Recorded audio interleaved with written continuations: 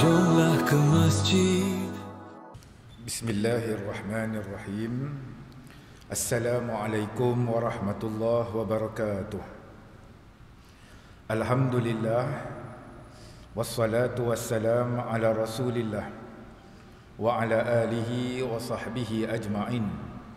Allahumma rabbi shrah li sadri wa yassir li amri wahlul uqdatan min lisani yafqahu qawli, amma ba'. Tuan-tuan yang dihormati, mudah-mudahan Allah Subhanahu wa taala sentiasa merahmati kita semua insya-Allah. Pertama sekali kita lafaz alhamdulillah, syukur. Terima kasih banyak kepada Allah Subhanahu wa taala yang masih lagi panjangkan umur kita sehingga ke saat ini kita masih lagi diberi peluang untuk menumpang di atas muka buminya ini, dan alhamdulillah Allah Subhanahu wa taala beri kekuatan kepada kita dapat datang awal sedikit pada tengah hari ini. Sementara kita tunggu untuk solat Jumaat, kita berkongsi beberapa maklumat yang mudah-mudahan ilmu dan maklumat ini memberi manfaat, kebaikan untuk kita semua insya-Allah. Hadirin yang dirahmati Allah sekalian, bermula dengan ayat Al-Quran surah An-Nisa. Di dalam surah An-Nisa ayat 34, A'udzu billahi minasyaitonir rajim. Ar-rijalu qawwamuna 'alan nisa bima faddalallahu ba'dahum 'ala ba'din wa bima anfaqu min amwalihim. Fas-salihatu qanitatun hafizatun lil ghaibi bima hafizallah. Wallati takhafuna nushuzahunna fa'idhuhunna wahjuruhunna fil madaji'. Ila al-akhiril ayah. Sadaqallahul azim. Allah menyatakan dengan maksud dan mafhumnya, para lelaki adalah pelindung, pemimpin dan pelindung kepada perempuan, yakni suami melindungi isterinya, ayah melindungi anak-anaknya. Dan Allah menyatakan bima faddalallahu ba'dahum ala ba'din, lelaki itu ada kelebihannya, perempuan itu ada kelebihannya. Yang masing-masing yang Allah kurniakan jantina kita masing-masing, itu masing-masing ada kelebihannya. Wa bima anfaqu min amwalihim, dan Allah perintahkan kepada para suami, para ayah kita yang lelaki yang berhimpun dalam masjid ini adalah untuk bertanggungan kepada isteri dan kepada anak kita. Allah meletakkan tanggungjawab itu kepada lelaki. Tanggungjawab itu dipikulkan atas bahu lelaki yang bergelar suami dalam konteks dengan isterinya, ayah kepada anak-anak dia. Jadi hadirin yang dirahmati Allah sekalian, melindungi daripada apa? Surah An-Nisa ayat 34 ni Allah amanahkan lelaki untuk melindungi isterinya, anaknya daripada apa? Dalam surah At-Tahrim ayat yang ke-6 Allah menyatakan ya ayyuhallazina amanu qu anfusakum wa ahlikum nara. Wahai orang yang beriman, ingat orang yang beriman ni Allah amanahkan pelihara diri kamu. Care yourself, nombor satu, jaga diri kamu. Yang kedua, wa ahlikum, ahli keluarga kamu. Dalam tafsir merujuk ahli ni siapa? Isteri kita, anak-anak kita yang di bawah tanggungan kita. Maka Allah amanahkan kepada para suami, para ayah menjadi tanggungjawabnya menjaga dirinya dan keluarganya daripada neraka. Allah letakkan tanggungjawab itu atas bahu suami, bahu ayah, yang hari ini kita diwajibkan berhimpun untuk solat Jumaat kepada para lelaki.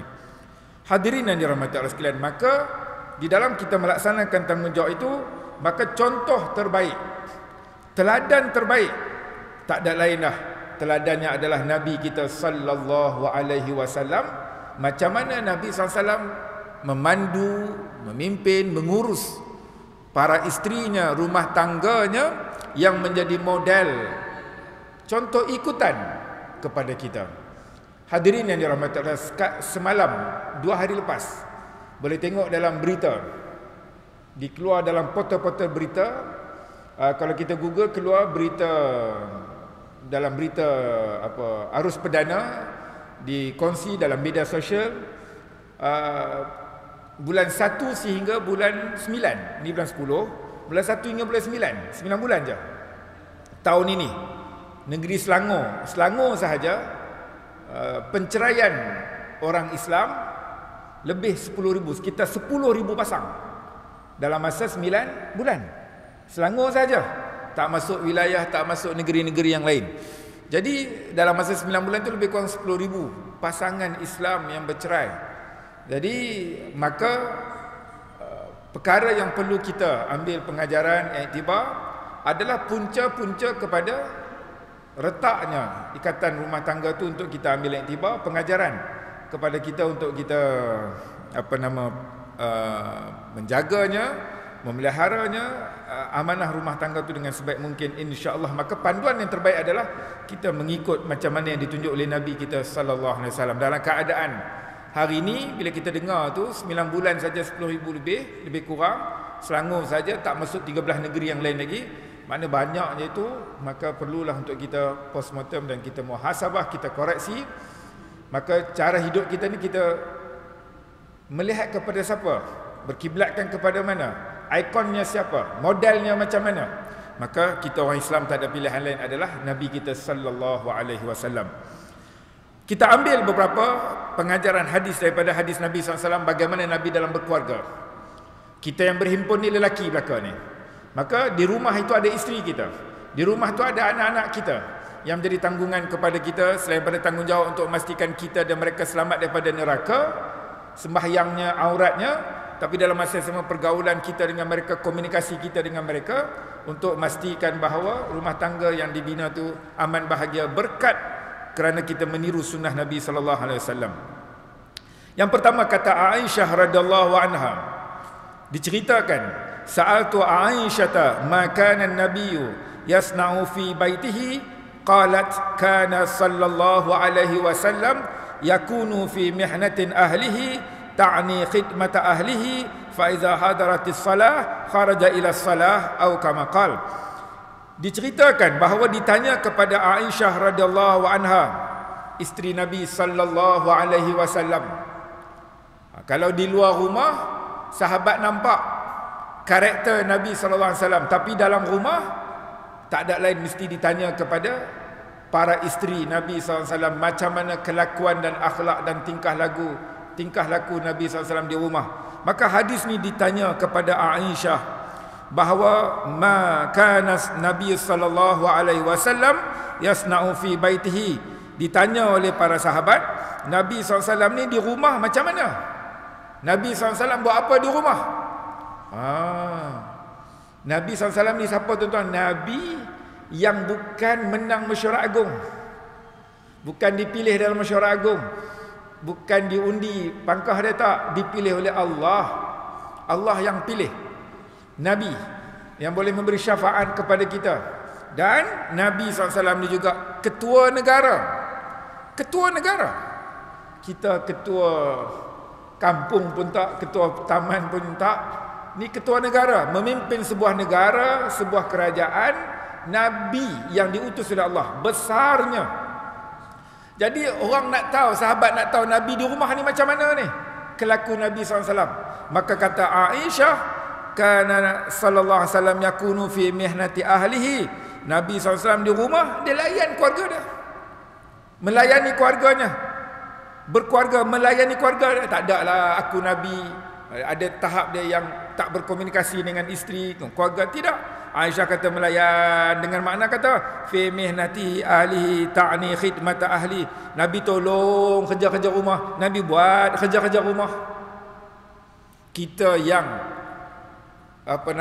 tak siapa-siapa pun ni, maknanya kalau Nabi itu seorang Nabi yang dipilih oleh Allah, seorang ketua negara yang memimpin sebuah kerajaan, isterinya sebut di rumah Nabi layan keluarga dan Nabi buat kerja rumah. Nabi buat kerja rumah, ta'ni khidmat ahli, Nabi tolong buat kerja-kerja rumah. Fa iza hadaratis salah kharaja ila salah, bila sampai waktu semayang, Nabi keluar, Nabi pergi semayang. Kita duduk sibuk layan anak bini, masjid surau tak kenal. Tak kenal siapa di kalangan Imam Bilal tempat kita. Kenal pun dah meninggal, datang-datang duduk depan imam. Depan imam dah jadi jenazah dah. Sebelum jenazah tu tak kenal masjid, kenal pun Jumaat pun kita semayang di masjid, di pejabat. Yang hari-hari lain ni kita mesra-mesralah imarahkanlah masjid surau di dekat rumah kita itu, insya-Allah masjid dan surau dekat rumah kita itulah yang nak uruskan jenazah kita. yang nak mandikan kita, jenazah tu yang nak kafankan kita, yang nak solatkan kita, insya-Allah adatnya macam tu. Adatnya macam itulah. Maka janganlah sombong istilah kita dengan Masjid Surau tempat kita nak sebut sini Nabi SAW dia layan keluarga macam orang lain, dan Nabi tolong keluarga sampai waktu solat Nabi keluar pergi semayang. Kita ni kadang-kadang layan keluarga sampai tak berjemaah, langsung tak semayang, itu lagilah jauh. Okey, lanjut daripada demikian tu, kata Aisyah annaha su'ila ma kana Rasulullah SAW ya'malu fi baitihi qalat kana sallallahu alaihi wasallam basharan minal bashar yafli thawbahu wa yakhlibu syatahu wa yakhdimu nafsahu. Ni yang kita ulang sebut, Nabi ni Nabi tuan-tuan. Tak sah Islam, tak jadi Islam kalau kita mengucap, kita tak sebut Muhammad Rasulullah. Punyalah tinggi mengucap, kita kena sertakan syahadah Nabi SAW. Kita akui, kita imani Nabi SAW itu Nabi, utusan Allah. Nabi di rumah ni macam mana panduan kepada kita? Kata Aisyah, ya'malu fi baiti, Nabi buat apa di rumah? Nabi macam orang lain, basyaran minal basyar, macam orang lain, manusia biasa. Cumanya bezanya Nabi diberi wahyu. Yafli thawbahu, Nabi jahit baju sendiri. Kalau zaman itu taklah banyak macam kita bersepah jual baju sana sini, tampung, jahit. Itu kita hari ni dengan lebih moden dan lebih canggih, diajar oleh para ulama macam mana Nabi urus pakaian sendiri. Kita sebolehnya baju ni kita setrika sendirilah, sebab Nabi jahit, urus baju sendiri. Saya pun terang kata baju ni pun saya setrika sendiri ya. Seluar saya pakai pun saya setrika sendiri. Sebab kita bercakap ni kita kena buat dulu, sebolehnya kita buat sendiri. Orang rumah pun dia ada kerja juga, ringankan beban. Kalaulah semua nak serah, tu yang tak pelik 10,000 dalam 9 bulan cerai, 10,000 pasang. Dia pun penat, kita dah suruh dia kerja juga, nak ringankan beban kita. Patutnya kita kena tanggung rumah tangga tu. Dia dah tolong nak kerja, nak ringankan beban kita, balik kita pikul atas dia, basuh baju, setrika baju semua dengan kita dengan anak-anak. Jadi dalam hal ni kita ambil panduan. Antaranya sunnah Nabi, Nabi buat sendiri. Kalau kita hari ni diajar oleh para ulama, kalau kita boleh setrika sendiri baju, apa masalah dah? Awak Sabtu Ahad tu 24 jam kita wakil rakyat ke? Sibuk sangat sampai nak ni. Jadi nak sebutnya macam mana Nabi SAW dalam keadaan seorang Nabi dan ketua negara. Kata Aisyah, bila Nabi baju dia koyak, Nabi tampung sendiri. Kita baju mungkin tak koyak dah, jahit elok dah. Cumanya para ulama kata kalau kita hari ni nak kena iron, nak kena bagi distreka, buat sendiri, apa masalah dia. Wa yahli basyatahu, Nabi perah sendiri susu kambing. Dulu tak apalah makan, kita ambil kambing pergi perah dia punya tempat susu tu keluar, sebab kaedah dia begitu. Kita hari ni beli botol siap dah. Maka apa maksud dia? Air tu kalau boleh buat sendiri je lah. Ni kita balik pukul 5, pukul 6 sampai, tengok tak ada air, kita jerkah rumah. Kasar pula tu aku ni dah sampai penat, tak erti nak sedia air ke? Apa salahnya kita yang buat sendiri? Sebab apa? Aisyah kata wa yahlibu syatahu, Nabi nak minum, Nabi pergi perah susu kambing tu.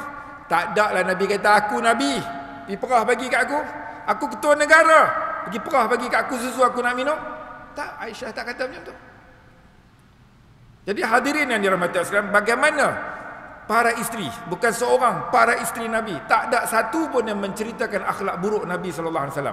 Maka nak sebutnya apa? Kerana akhlak itulah yang menjadi suri teladan dan disukai oleh manusia yang asalnya musuh, akhirnya menjadi mereka yang rapat dan menjadi orang kanan Nabi SAW kerana akhlak Nabi SAW itu antaranya. Jadi wa yahlibu syatahu, Aisyah kata Nabi perah sendiri susu. Kita hari ni kalau nak minum air tu, apa salahnya buat sendiri, tak masalah.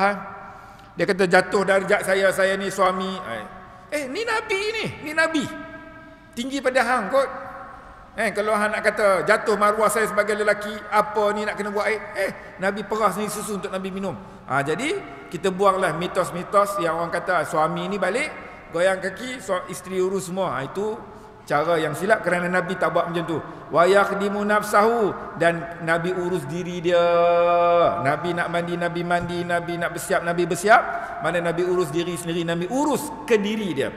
Dan kata lagi bahawa kana yakhitu saubahu wa yakhsifu na'lahu wa ya'malu ma ya'mal ar-rijal fi buyutihim. Diriwayatkan lagi bahawa nak kata Nabi ni macam mana di rumah, ikutan kepada kita, teladan kepada kita, bahawa Nabi SAW ni bila bajunya koyak, Nabi jahit. Tak apalah, kita hari ni mungkin kalau koyak pun jarang lah sebab baju kita dijahit dengan kemas. Cumanya disebut urus pakaian itu. Tadi dah sebut dah. Wayak sifana lahu, Nabi tampal. Kalau capalnya koyak, capalnya rosak, Nabi tampal. Nabi buat sendiri. Makna kita hari ni apa? Kasut tuan-tuan kerja kerajaan. Grade 9, 10, 12 macam-macam. Jusa macam-macam lah depan saya ni. Kasut berkilat-kilat. Orang kata boleh sikat rambut. Merelit. Orang dah kata bersinar. Nak sebab apa? Tengok nampak muka kat kasut tu. Jadi kalau boleh kiwi sendiri, bersihkan sendiri, itu terbaik. Kerana disebutkan Nabi urus sendiri. Nabi buat sendiri capalnya, sandalnya itu. Dan wa ya'malu ma ya'malur rijal fi buyuti. Nabi ni macam lelaki lain lah kat rumah. Main dengan anak isteri, manja dengan anak isteri, sama-sama. Tak ada lah beza. Nabi ni duduk dan rumah pun duduk di makam dia yang tersendiri. Tak, Nabi nak sebut kata macamlah orang lelaki lain. Takkan tuan-tuan balik rumah saya pengarah, di rumah saya pengarah juga. Saya di pejabat timbalan mengarah, di rumah pun timbalan mengarah. Kita takkan nak dakwa macam tu kan. Kita masuk rumah, bangun ketibaan pengarah sekian, teruk betul macam tu kan. Jadi Nabi macam orang lain, macam lelaki lain mengurus rumah tangga dia. An qadahan nabi sallallahu alaihi wasallam in kasara fattaqaza ma kana sya'bi silsalati min fiddah. Nabi SAW pernah gelas, inak sarap, gelas tempat nak minum ni rosak, Nabi tampal sendiri, Nabi urus sendiri, dan Nabi menampalnya dengan tampalan daripada perak. Kalau ni dibuat daripada tanah, macam kita tempayan lah, tapi zaman dulu dan ketika itu orang Arab, maka bekas tu dibuat daripada tanah. Bila rosak, Nabi tampal dia. Nabi buat sendiri. Nabi buat sendiri, menunjukkan Nabi tidaklah membazir, dan Nabi buat sendiri. Tak ada lah Nabi kata tolong buat je, aku Nabi, tolong main buat je sebab aku ketua negara. Tak, mana yang boleh Nabi buat, Nabi SAW buat benda tu sendiri. Jadi kerja-kerja rumah, hal-hal rumah, walaupun Nabi seorang Nabi dan ketua negara, menggambarkan Nabi urus sendiri dan Nabi buat benda tu. Dalam riwayat lain, kana Nabi sallallahu alaihi wasallam la yatruku ahlahu ma kana yadkhulu illa ghudwatan aw ashiyatan. Nabi SAW ni nak katanya Nabi tak mau susahkan isteri, tak mau susahkan ahli keluarga. Bila Nabi balik lewat, diriwayatkan bahawa Nabi masuk dengan keadaan perlahan-lahan. Nabi tak ketuk pintu sebab Nabi dah balik lewat awal pagi, lewat sangat dah. Nabi kita tahu, kita sebut sekali lagi, seorang Nabi yang mengurus umat dia, umat, ketua negara yang mengurus negaranya. Ada kalanya orang bertemu, ada kalanya orang berhajat dengannya, temu tanya masalah, rujuk masalah, tanya pandangan, macam-macam lah pemimpin. Jadi ada kalanya Nabi SAW sampai lewat di rumah. Lewat ni makna awal pagi lewat dah. Kalau kita mungkin 1-2 pagi dah lewat, dah orang tengah tidur. Tak ada lah Nabi suruh tunggu aku juga, siapkan makanan minum untuk aku bawa balik ni. Tidak, Nabi sebolehnya, Nabi tak mau bagi ahli rumah sedar.